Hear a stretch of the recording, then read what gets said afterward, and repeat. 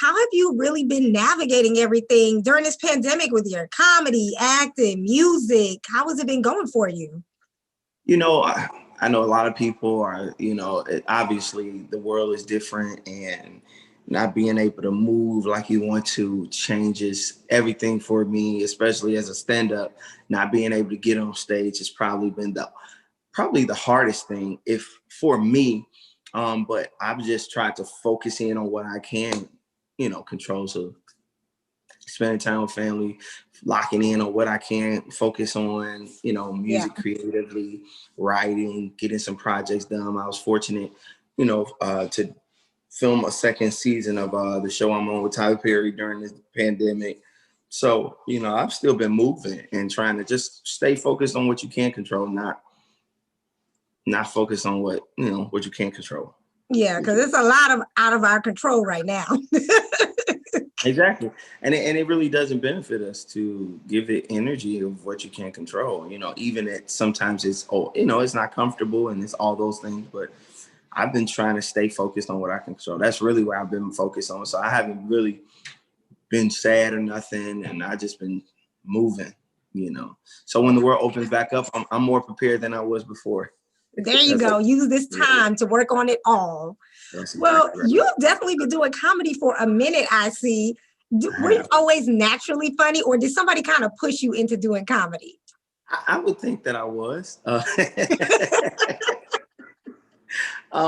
think I come from, I think most Black people are funny. Me personally, I think we just have a knack for funny. But I love to laugh. That's what I can remember, loving to laugh, loving comedy, loving to watch and laugh. Like that was important for me growing up, for sure. And I would definitely be the one to have some witty moments. Like I wasn't the one that's always on, but I often would have a moment that's quiet in class, and I'll have a moment, I'll say something in the moment that nobody else is saying something to get a laugh. I remember those moments. So yes, I've always been somewhat funny for sure. And a guy, I just ran into him randomly. He's a DJ now who encouraged me to do comedy when I was a teenager. And I've been doing it ever since. So so I would say I was pretty funny early on before comedy. Well, you are funny enough, sir, to have your own stand-up special. Can we talk about Chicago, I'm Home? It's available on Amazon Prime right now. So if you haven't seen it, definitely go watch it. But how was that, creating your own stand-up special? Like, how did you approach it? And was it different?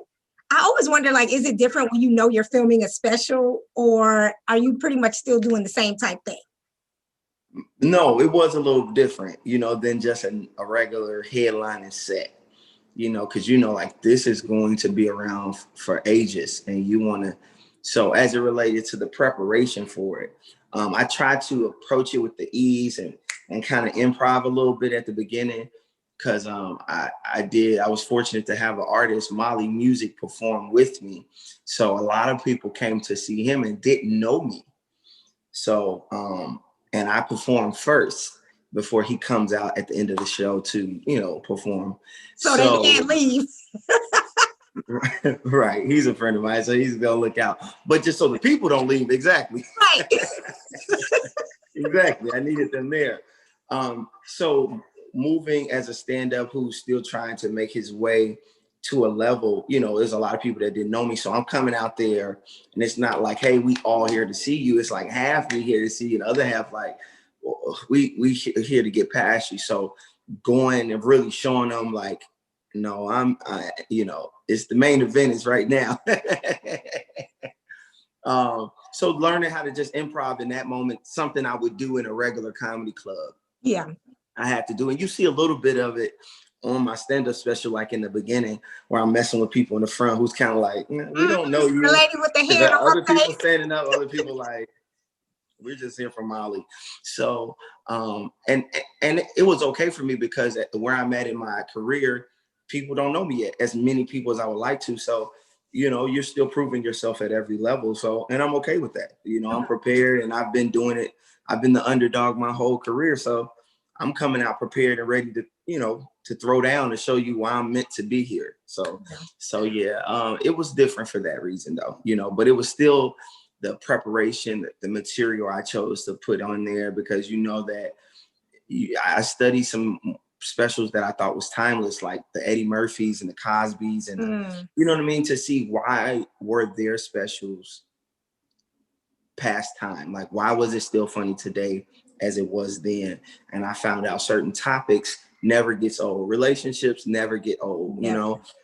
No matter where you are and what generation you are, your mom, your great grandma, your great great grandma, they all can relate to some things you can relate to as a young woman going through relationships. Man, yeah, you know, great great great great grandma be saying, yeah, your great great great grandfather was just like that. And so, you know, the different subject matters that I chose to choose was things like that. So yeah, you know, other than that, going on stage, you would just be like, you know, it's whatever's funny that night. And you did take a shot at the ladies in there when you talking about how we going out on dates just for the free food. That's not a shot. That's a truth. That's a fact. I mean, isn't that a part of the dating game anyway? See, that's the problem. You just said I took a shot when it wasn't a shot. It was a fact. And you think it's okay and it's not. Well, listen, I mean, you know, you gotta, they tell the ladies. You look like you've been going to get you a few free meals. Listen. They tell the ladies we got to kiss a couple frogs first. So that's a part of the kissing the frogs, right? Listen, I found this out from a lady, right? I didn't know this. She was like, yeah, she was with my girl at the time who I was dating. She's like, girl, I'm about to go out. Give me a little meal, da-da-da. Why I gotta be all that? That's how she was talking. That's just what she was doing. She's like, I'm about to go ahead, give me a little meal. This little dude want to take me out. I don't really like him or feeling him like that, but you know, I'm gonna go eat. And I'm like, so you mean to tell me you don't like? So I'm here. I'm listening to this. I'm with my girl. I'm listening to her talk to her about what her night's gonna be. I was like, wait, hold on a minute. So you have no desire, or you know off back, you're not interested in this guy. She's like, no, I'm not. I'm like, so why are you even going out with him? She's like, it's a free meal. I'm like, but you know, the meal is to get to know him, to see if this isn't a thing. Like, you know, off back, you don't even desire him. Why would you make this man spend his money? You know, she's like, that's just what you do. He invited me. I didn't ask him. And so anyway, I thought that was hilarious. I'm like, men don't know this. Men is like thinking they got a chance, and when y'all accept, we thinking that's an invite, that you're open, that we have a chance. We don't. There's no way to know. You know, this could change. You never know. The fact that I'm working against the odds, I need to know that. And as a man, I gotta tell my men out here, like, you're giving up secrets. You're giving up too many secrets. I got to. It's my kind. I have to look out for my people. Well, you definitely did a great job during your comedy special. I also do want to talk about your music, though, because you dropped an album this year. You got all these different lanes. Conquer Goliath. Definitely go get that right now if you haven't already. Thank you so much. What was it like creating that project? And is music something new to you, or has that always been? Music has been since I grew up in church. So music has always been a big part of my life. Playing drums, piano, singing in the choir, growing up in church, you know. Jesus, love the children. You can tell you class, that's right. You gotta get wide. I can't feel the presence. No. Music has always been a big part of my life. So I've always produced and sung, you know, write songs and things like that, and always wanted to produce artists. So I've never wanted to be an artist myself. But I was inspired. I was watching Guava Island, which is a project that Childish Gambino put on Prime Video. With Rihanna, right? With Rihanna, yes. Yeah. And he was singing and dancing. And you know, he's a stand-up comic. Most people don't know it. And obviously he has a whole lot of talents. And he just wasn't the ideal artist that sometimes I think I had in my mind as a singer. When I think of singing and artistry as it relates to Black music or Black style of music, I think of R&B, I think of Chris Brown, I think of Tank. I think of people that's presenting sex and sexiness and man, yeah, girl, I'm trying to, can we I do know that. talk? You know, and so that's never been my style. I love writing those records, but as it relates to performing it, I could never see me doing that. Yeah. To be funny, I always say I would be like a funny R&B singer, like sex, like "What's up, girl?" Like this, them little. So when I saw him, I really was inspired to do music that I like, something that I want to talk about, things that I like to talk about. And I'm all about just inspiration. I'm all about just getting to your dreams and seeing them come true. That's been a big part of my whole life. So I was like, let me talk about that. And obviously the style of music that I'm attracted to, the R&B, the Chris Browns, the Drakes, and all of that style of music obviously influenced me. So I'm like, why not have that style of music, but talk about a little something different, So that's where that album was inspired. And and I was grateful to do it, but it was a very vulnerable part of me. It wasn't like, oh yeah, I was like a little nervous because this is like a part of me I don't show often. So I was like, really like that about it, but it's be something special. But I think that came across though, just as far as it being inspiring and uplifting. I'm like, these are like songs you can listen to in the morning for sure, just to get your day started right. So it definitely came across for sure what you were trying to accomplish. Thank you. I appreciate that. Now you're part of a show, one show that I really, really love on BET, Games People Play, which you are hilarious in that Thank show. you. Do we have any updates as far as any kind of like filming or when we can expect it? I've talked to the executive producer and she said they're supposed to be green lighting everything around January, going into pre-production kind of towards the end of the year of this year and starting to film in January. They were supposed to film right at the start of COVID. Obviously that took a big, stab at moving forward because, they don't have a lot of basketball scenes where people are in the stands and things like that. So it was just a lot to try to get through. So I heard that but we already got renewed for season 2. So I'm looking forward to it. It was my first major role on TV. I loved it. It's just so exciting. So I'm definitely excited to get back and become Eric again. Yes. Poor Eric. If you haven't seen it, go watch. I'm not gonna give too much away, but Eric is just so naive and just so nice and innocent. I love that character. I really like that character. And it's funny, I could never see myself doing a character like that. Like I thought I was too cool for that character. So really, I feel like you play that character perfectly. Like that is a character for you. I think I found another. I don't think I understood. You learn yourself as you get older. So maybe I'm a lot more nerdy than I think I am. So I don't know. Well, I did see too, of course, when we saw that you guys were getting a season 2, unfortunately, I saw Lauren London is going to be taking a step back, which I'm sure we can all understand as she went through something very traumatic. But then I also saw that you guys added Karrueche on the cast, which is really exciting. So do you know what role she's going to be playing? I have no idea, but they were telling me I did get informed before they made the announcement that she was on board.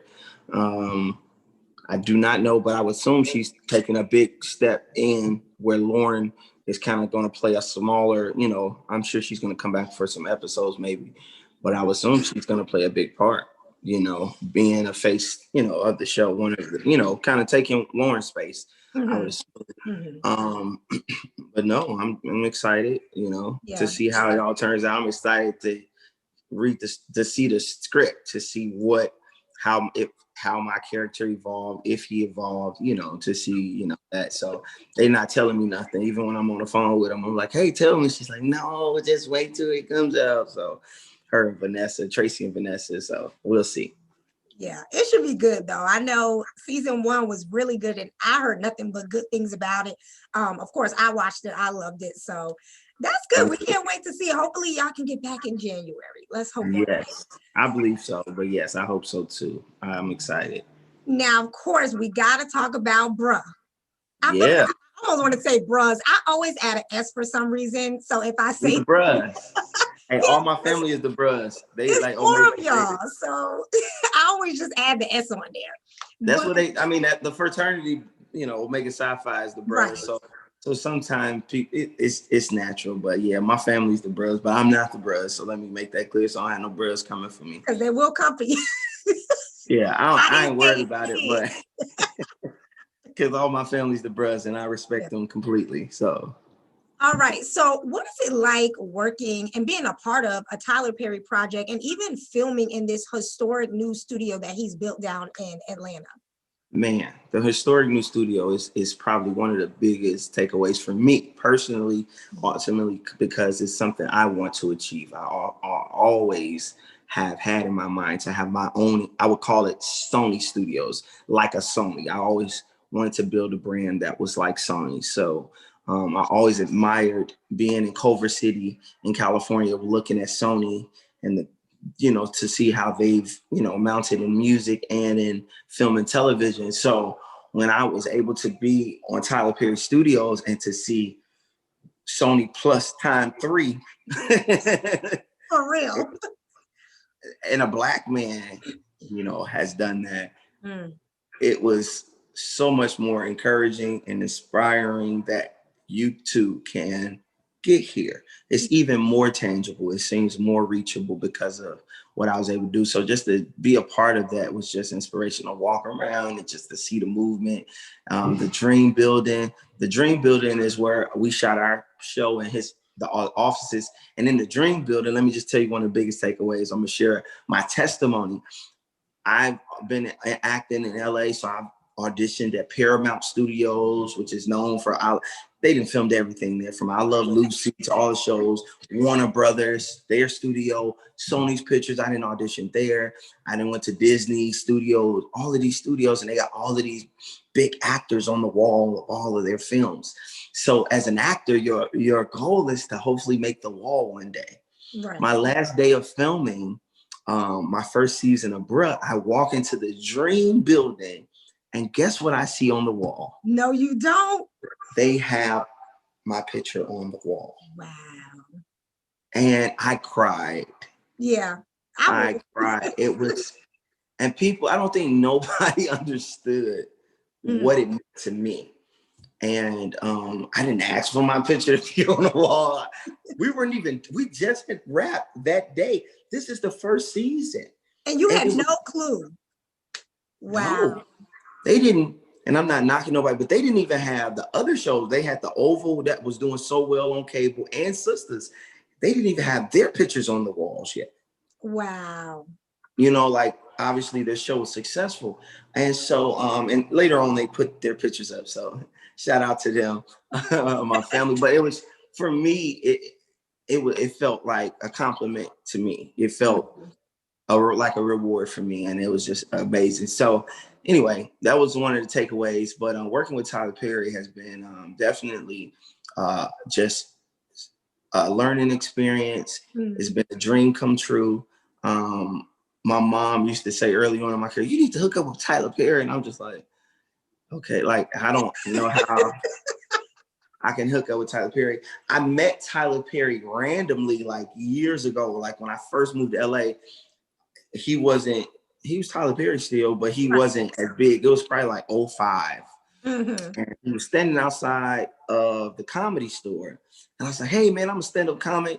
And he had gave me some information to send a headshot and reel to, right? And I don't think I followed through with it. I don't know if I lost sight. I thought this was gonna have a good look. What It don't. overall? It came back full circle. Yeah. It came back full circle. Came back full circle because it was meant. It was meant to be. But how I've navigated the opportunity to work with him, and not only that, as a comedian, a stand-up comedian, I always admire Martin and him being able to have some creative control and just go off the script sometimes. And I've been fortunate enough for Tyler Perry to totally allow me to do that. And shout out to the production of Games People Play, because they allow me to do that too. Like to just create in the moment. And, you know, as an actor, you don't get that often. You got writers, you got the producers, they got an idea of what they want, and they don't often trust, you know, because they have an idea. So to get that so early on my first shows, to get that freedom is like a huge compliment for me. So that was also another thing that I appreciated about him. And I would just enjoy maybe going off the script and seeing him laugh.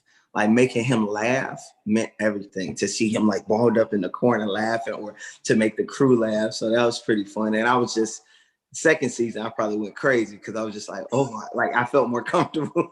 You know what's so funny? Because there are moments, and I say to myself, that wasn't in the script. I know he ad-libbed that. Oh, yeah. All the time. That's good, because I've always wondered too, like, are you able to have that creative control, not control completely, but to have those moments where you can kind of add in freedom. Like, Yeah. The creative freedom to kind of take it somewhere else. Yeah. And he never pulls back on me. He allows me, and it's just like it's a trust that he never said, but obviously he trusts me, and that's like such a huge, you know, thing. You know, understanding how film and television work. And so I'm very grateful for that, and that's definitely something to like put in the books. Like, wow, this man who's been doing it, you know, and it's proven it. You know, people can say what they want, but the results, you can't argue with results. No, so you can say what you want. It don't matter, because clearly the proof is in the pudding. The proof is in the pudding. So you can talk until you blue in the face, but I let my results talk for me. So yeah, that was that experience. But it's been a ride in the cast, and the cast of Bruh. All of us, as you know, one of the cast members, Monty, me and him work on Game People Play as, you know, rivals. Right. So to become friends, even though we were friends off, you know, outside of the show, you know, that was great. And then the other two castmates who I love, Marty and Philip, and my mama Sandra, who plays my mom on the show. Miss Alice. Oh Miss my Alice, goodness. Yes. She is off the chain. She is. And she's the sweetest woman ever. Like, she's like a real, like, I really feel like she's like my mom in real life. I love her to death. But she just brings that character to life so authentically. Yeah. Yes, because I'm thinking that's how she is in real life. She just plays it so well. She has, I guess you could say she does have layers and pieces of her like that. I just don't think it's to that extreme for sure. She's such a sweet person. And we have so much in common. She loves basketball, like loves it. Like, we sitting there talking to each other during this whole playoff run. We sitting there going, hey, who you like, going back and forth. Like, it's like one of the guys. So I really love her. And Regina, her name is Candace, who plays, and Alyssa, who plays Pam. Like, it's just such a family with them, you know, with the actors. With the actors, we've definitely created like a family for sure. So that's been a pleasure. And you kind of have a relationship with them outside of work, and that's been cool. And, you know, of course, I love your relationship with your mom, Miss Alice, on screen. And even, you know, what I really love so much, excuse me, about the show is that you really get to see four Black men at that, who are really diving into relationship stuff, work stuff. And you don't really get to see that too much, guys who are really willing to kind of express all that. And how important do you think that is, I guess, to portray that on screen and show that brotherhood? Oh my God, I think it's very important. I think it's such a beautiful thing. I think it's not often we see Black men depicted being normal people, which is sad. You know, you can probably point a few movies out that you've seen, like Brothers, or what was the movie with Bill Bellamy and D.L. Hughley and Shamar Moore? I think it's called Brothers. I think it's called The Brothers. Yeah. Yeah. Well, just you see these Black men in positive lights just navigating life, and nobody's a criminal. Nobody's well, I've done some in my show. I'm probably like, well, you took the blame. It wasn't you. I'm not a criminal, right? But you see these Black men navigating life, and they're just normal men trying to find their way. And you don't often see that. And for Black them all together, it gives the world a different look of what Black men are looked like. Because I think you often, you know, see us in, we're either a criminal, maybe if we make it, we're a police officer. We might get that role here and there. Slave. Yeah, a slave, you Mm. know, just a struggling man with no job, with no career, who didn't go to school. You see these, most of them, even though I'm the less of the four, I still at least have a You have business. a business, yeah. You know, so even though they clown me in the show, but that's still something to be respectable in our world today. So I think that's a huge deal, man. I hope that more shows are birthed from like that, that my son and other children can see Black men depicted well. And if you're pursuing actor, you don't got to say, well, I either got to be a cop or a slave or a criminal. And that more people like Mr. Perry and hopefully myself can be one of them, and Oprah and whomever else builds more Black entities like Tyler Perry Studios and Oprah Winfrey Studios can create more content, so there's more roles for us. Because I talk about that often with Hollywood. People like, yeah, ain't no roles for us. I was like, but this white people, that's their thing. Like, I'm not offended that a white man writes a story and you see one Black kid in his story, because that's his reality. Yeah. That's his reality. He's not, that doesn't make him racist necessarily, because if I write a story, you're not often going to see a whole bunch of white people in my story, because Right. that wasn't my reality growing up on the south side of Chicago. That doesn't mean I don't like white people and I don't love them and don't have a care for them. But in my stories, you probably will only see them in a capacity as a cop or a doctor, maybe, because that's how I've seen it. So I say that to say, you know, it's great that people like Mr. Perry can write stuff like, yeah, this is what is normal for us. We've seen Black men working, doctors and lawyers, and that's doing well. And you get what I'm saying? So Yeah. I think that's dope. And you know, I love that. I love that. That's all good and great, but we have to talk about some of the issues on this show. Oh, it's a lot of drama. So go ahead. So, Bill, Bill. Bill sees his ex. You know, she's happy, got a new fiance, moved on in her life. Then Beyonce. all of a sudden, he just wants her back. Now, without giving up too much, because I do want everybody to go watch it, he goes to the extreme to try to get her back. Why does it, in your opinion, why does it seem like so many guys do this? They wait till the last minute to get it together, because even Mike, who is another character on the show, kind of has the same issue. It's a real issue. And I think people do it all the time because it's a concept. If you stand back, you can see the picture much clearer.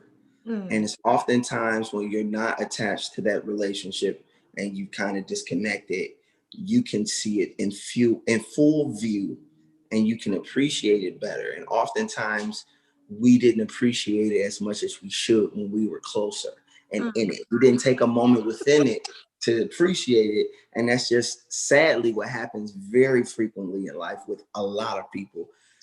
And I think all of us have been guilty of it to some extent. So Now, do you think Bill really wants her back, or is he just, because she's on to the next, he's got to get her because he no longer has her? I think he does want her back. Excuse me. I think he does want her back. It seemed like your character was kind of questioning, because he did ask him at one point in the shop, like, you know, are you really ready?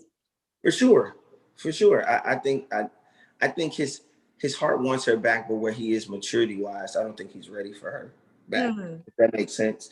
I think he wants her back, but you know, like, you want something that you're not necessarily prepared to have. Children like, oh, I want $1 million. Like, you're not responsible with $5. I am, Lord, if you are listening. Wait a minute. But you know what I want to know? What happened to your construction boo? Because I feel like y'all had something real special, and then she just kind of disappeared. And I'm like, everybody else dealing with all this girl drama. Is she gonna come back? Hopefully. I think you may see her again. Okay, good. Because I'm like, y'all had a real good connection. It's 24 episodes in the first season. I think we're on 19. I want to say the last one I saw was 19. 19. So tomorrow 20 comes out, and I think it's 4 more episodes. If we're on 19, we're 20, but it's 24 episodes. I think you'll see her. You know, my character is really struggling with his individual his who he is, Mm.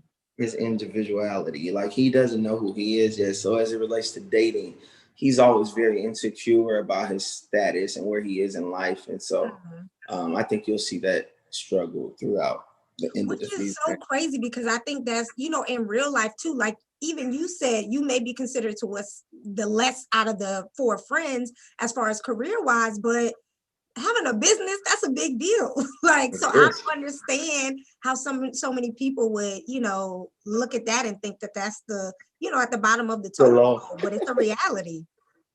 Yeah, people look at it like it's low, especially in comparison to the other three. Right. One's a lawyer, one's a doctor, one's an architect. So their bank, my money is dependent on how well I do this week. How many people come eat some sandwiches, Right. Well, you do have a lot of different creative spaces that you're in, like, comedy, acting, music, and a couple other different things. Were you ever nervous to step outside? Like let's say you were doing comedy and then you were like, well, maybe I want to do acting. Were you Get my charger, please? I'm so sorry. I let my phone. Thank you. Go ahead. Were you nervous to get in those other lanes as far as just doing different things? Which ones? Just any of them, just stepping outside, doing anything new. Yeah.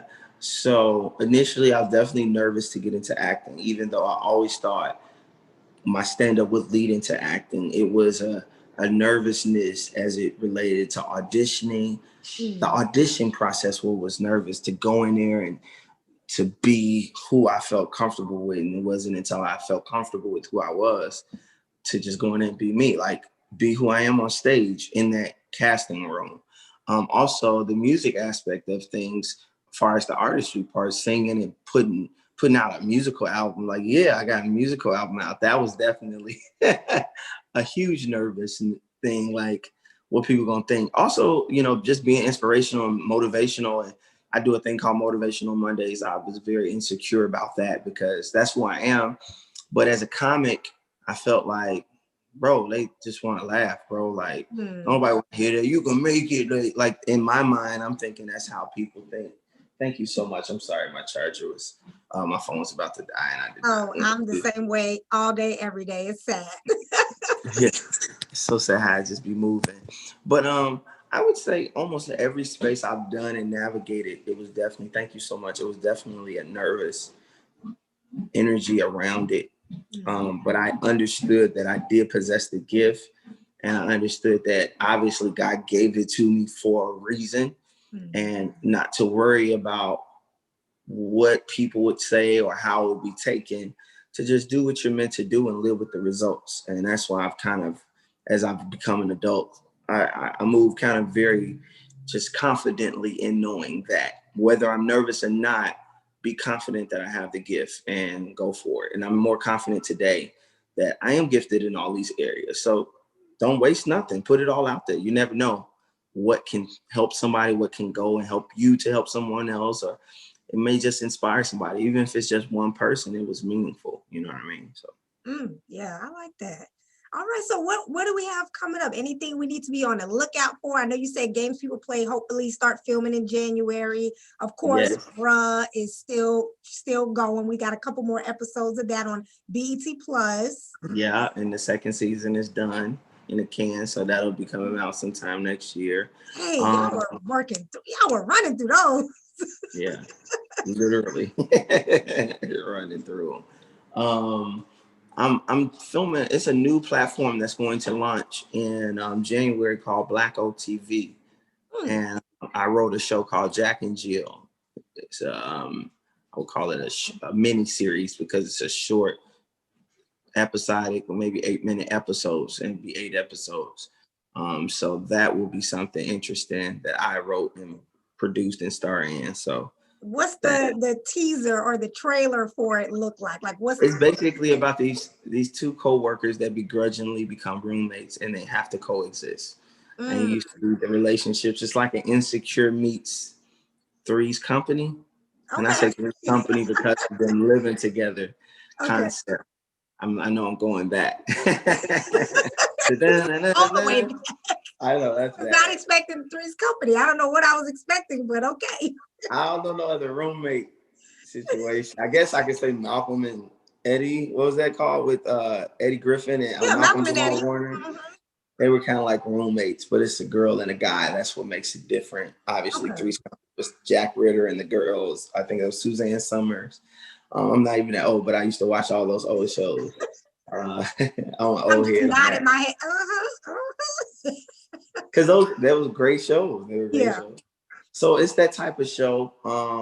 I think it's going to be funny. I think it's going to be really intriguing, and I'm very excited to approach it because obviously I'm always trying to build, like I was saying, what I'm trying to build. So I want to show show all of my gifts to know that I have more to offer than just being in front of the camera. That I can also produce something quality behind the camera and in writing.